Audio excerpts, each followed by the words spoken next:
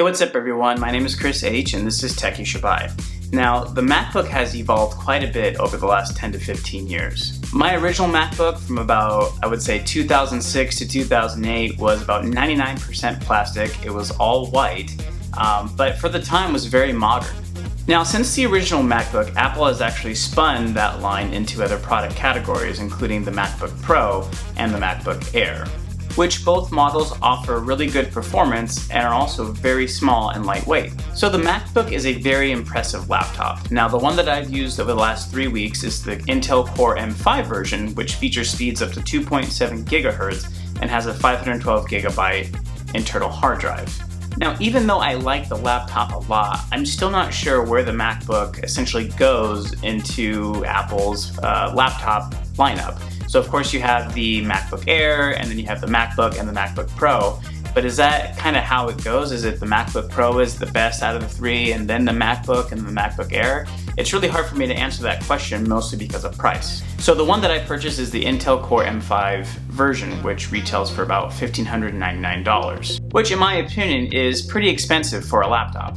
The screen on the MacBook is absolutely jaw-dropping. I mean, one of the first things that I noticed when I took it out of the box and powered it on and comparing it with my 2012 MacBook is just how gorgeous the screen looks. It's a 2304 by 1440 LED display, and like I said, it's absolutely incredible.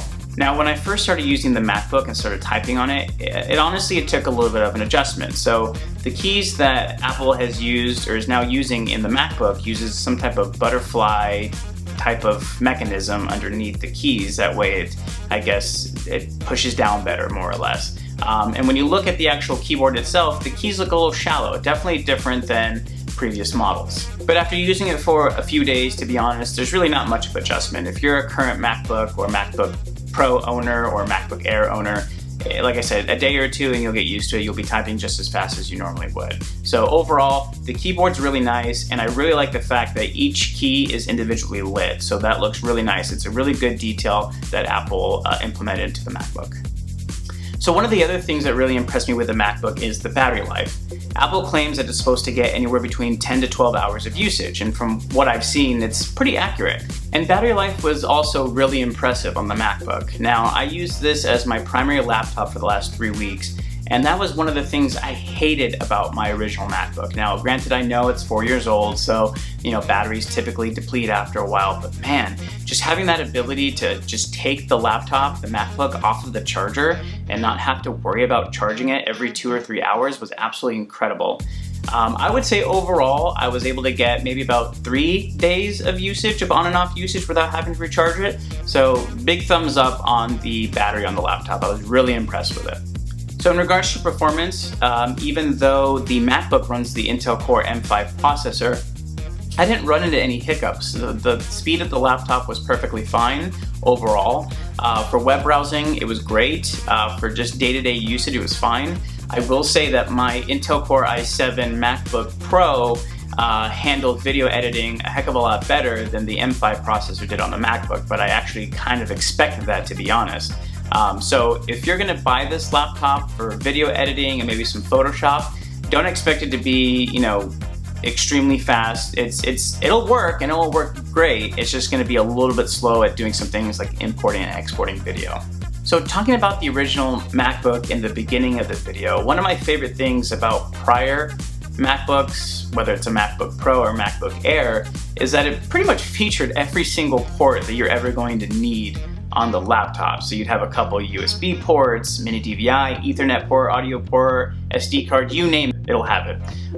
So that was probably one of my biggest gripe about this laptop. Now I knew going into it that you were only gonna have one USB-C port, but I don't think it actually registered in my head until after I unboxed the laptop and wanted to start using it. So after I unboxed it and I set it on the table and I wanted to start loading some multimedia, I really couldn't. I realized that I had to actually go out and buy the USB-C adapter. So that was kind of annoying. Even though in the back of my head, like I said, I knew that was going to happen, it just didn't register. So my solution, actually, instead of buying the adapter, is I just uploaded all the video that I had to my Google Drive. Another thing that impressed me a lot with the 2016 MacBook are the speakers.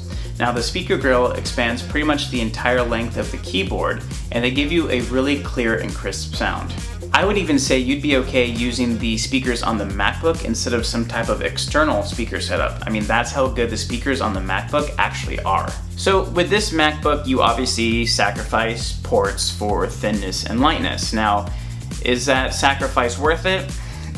In my opinion, not really. Like, I would have much rather had maybe 2 or 3 more USB-C ports, or maybe even one USB 3.0 port just somewhere on there. I know USB-C is sort of the future, and I completely get that. But even 1 or 2 USB-C ports and a micro SD card reader, that would have been very much appreciated. Even if it added maybe just a little bit of weight or maybe a little bit of thickness to it, I still would have been okay with that. So who would I recommend the 2016 MacBook to? Well, if you're someone like myself who has a aging MacBook Pro or just an aging MacBook in general, in my opinion, it's probably worth the upgrade. I mean, the screen quality alone with the Retina display and the battery life makes it, in my opinion, a worthwhile upgrade to get. Now, it is pricey, so if you're price conscious, I would maybe not get it.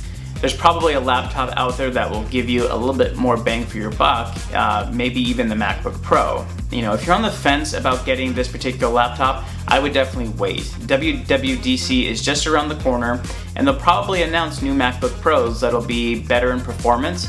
It'll be thinner and lighter than the previous generation. So if you're on the fence right now, I would definitely wait. If you absolutely have to get a new MacBook and don't need some of the extra bells and whistles that the Pro gives you, and you want the thin and light laptop, go with the MacBook. If you're willing to spend the $1,400, $1,500, $1,600, go for it. If not, wait for what Apple announces at WWDC. So let me know what you think. Do you guys think the 2016 MacBook is the best laptop since the dawn of laptops? Or are you just one of those Apple haters that hates everything that Apple creates and thinks it's a big piece of crap? Let me know in the comments below. Please tap the like button. And again, my name is Chris H. This is Techie Shabai, and you'll see me in the next video. Take care, guys.